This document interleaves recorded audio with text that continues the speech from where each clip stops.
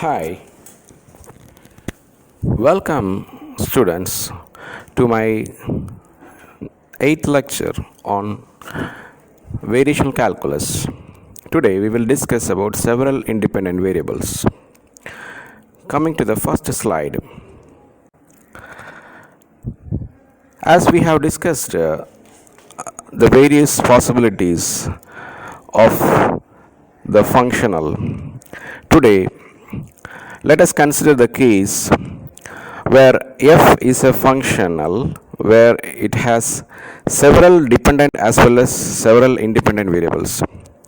Previously, we have considered the case of f having several independent variables alone, and before that, we discussed the case where f having only several dependent variables. Now, we are considering the case of several dependent and independent variables together. So independent variables, normally we took x as an independent variable. Since here we have more than one independent variables, we have x, y, z as the three independent variables. And previously we have y as an independent variable.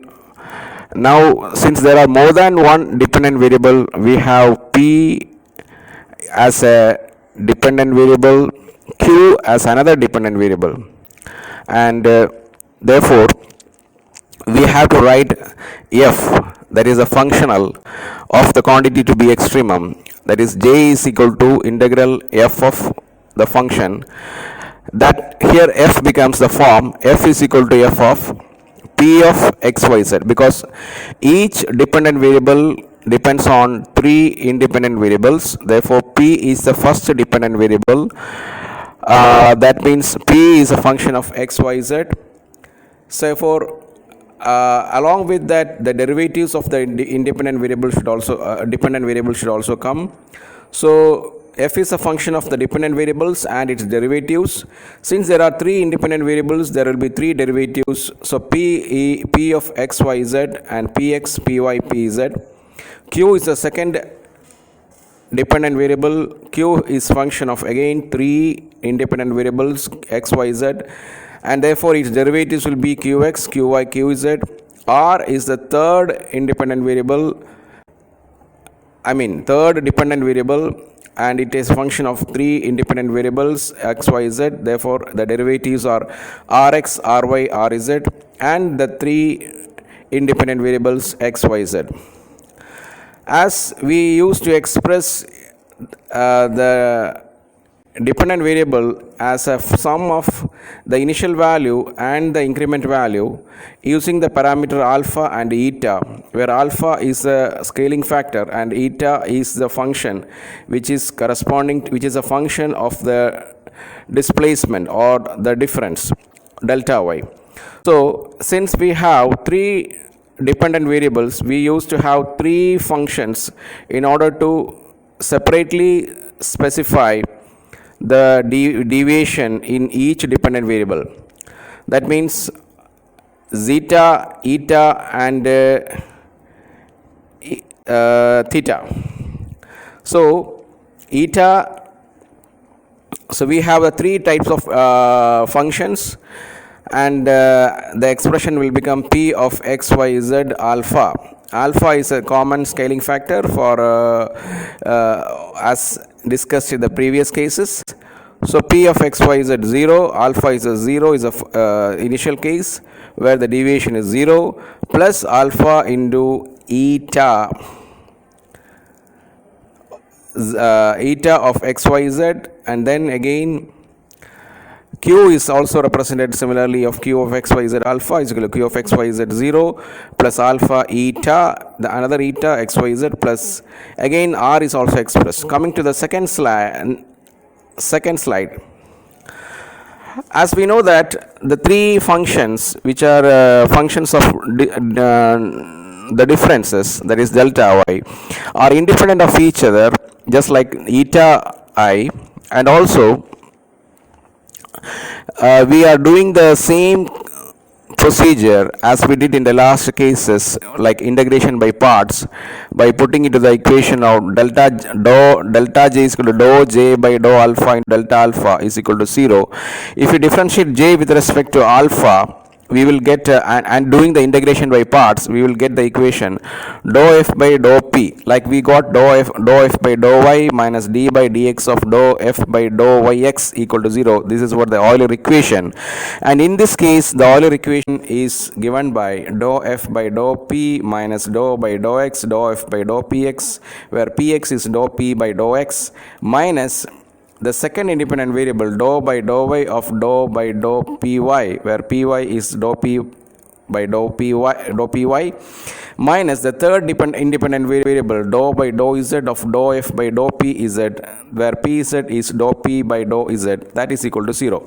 So this is the case of the Euler equation in the case of several independent variables and several dependent variables, and here the three independent variables are there, therefore the three terms are coming, where it represents the three terms corresponds to three independent variables. Similarly, we can write the equations for q and r. It will become dou f by dou q minus dou by dou x, dou f by dou qx minus dou by dou y, dou f by dou qy minus dou by dou z, dou f by dou qz equal to 0. Similarly, we can write it for r. So we can generally put it in a compact form, dou f by dou y, where yi is a general dependent variable.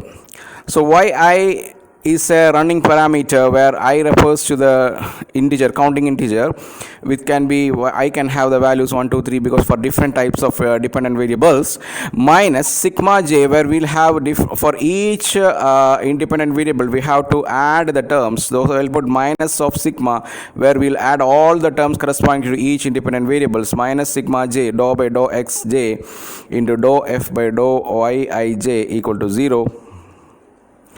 So in which where yij represents dou yi by dou xj.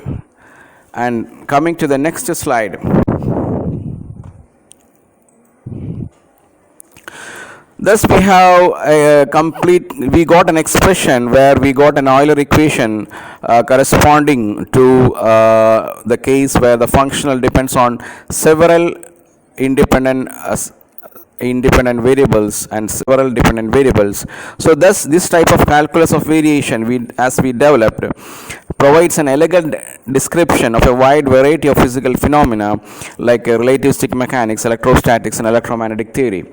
And at the same time, this has been this is a convenient form of doing the mechanics, and in some cases where we don't know the basic laws of physics, we can obtain a postulate by starting with the variational principle, as we did in many cases. Now coming to the new topic, Lagrangian multipliers. See, the method of Lagrangian multiplier is a mathematical technique for finding the local maxima or the extremum of a function subject to the constraints. So if a function is subject to a constraints, we can use the Lagrangian multiplier method to find the maxima minima point of a function. What is the idea is that to convert a constraint problem into a form such that the derivative of a unconstrained problem can still be applied. That means a problem having constraint is converted into a form such that the condition is that the derivative is again can be applied to the problem. Let us come to in detail. Lagrangian multiplier theorem states that at any local maxima or minima of the function evaluated under the equality constraints, that means if constraint qualification applies, then the gradient of the function can be expressed as a linear combination of the gradients of the constraints at that point, while with the Lagrangian multiplier acting as coefficients. And this statement is the basic concept we used in Lagrangian multiplier. അതായത് ഒരു ഫംഗ്ഷൻ്റെ maxima minima calculate ചെയ്യാൻ, അതായത് ആ ഫംഗ്ഷൻ്റെ പ്രത്യേകത it is having A constraint.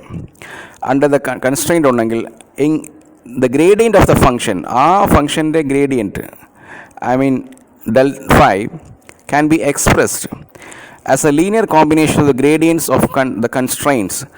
Linear combination means the sum of terms is called linear combination. Linear combination of what? The gradients of the constraints. Constraints in the gradient, the linear combination ആയിട്ട് നമുക്ക് എന്ത് ചെയ്യാൻ പറ്റും? ഈ ഫംഗ്ഷൻ്റെ ഗ്രേഡിയൻറ്റിനെ express ചെയ്യാൻ പറ്റും. അതിൻ്റെ multiplier ആണ്, ലീനിയർ കോയിഫിഷ്യൻ്റ് ആണ് Lagrange multiplier. This is equivalent to saying that any direction perpendicular to all gradients of the constraints is also perpendicular to the direction to the gradient of the function. So that means any direction perpendicular to all the gradients of the constraints. So the constraints have gradients and gradients have directions, and you know that any direction, if I am considering a direction perpendicular to all the gradients of the constraints, that is also perpendicular to the gradient of the function. That means we know that normally a gradient is always normal to the surface, gradient of a surface. That means the directional derivative of the function is 0 in every feasible direction. We can say the gradient of a function and the gradient of the constraints rather naturally leads to the reformulation of the original problem known as Lagrangian function. This we will discuss in detail in the coming slides. And we know that the advantage of this method is that basically we can say that we are using the relation between the direction of the gradients of the function and the direction of the gradient of the constraints, and using the relation between the directions of the gradients of the function and the constraint, we are trying to find out the local minima of a function. And the advantage of this method is that it allows optimization to be solved without explicit parameterization in terms of the constraints. As a result, the method of Lagrangian multiplier is widely used to solve challenging constraint optimization problems. The method can be summarized as follows. In order to find the stationary points of a function subject to the quality constraint gx equal to 0. And with this, we come to the end of this video. We will continue with the Lagrangian multiplication in the next video. Thank you, one and all.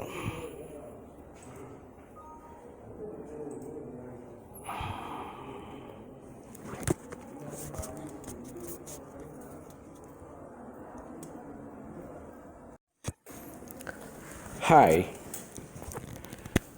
welcome students to my 8th lecture.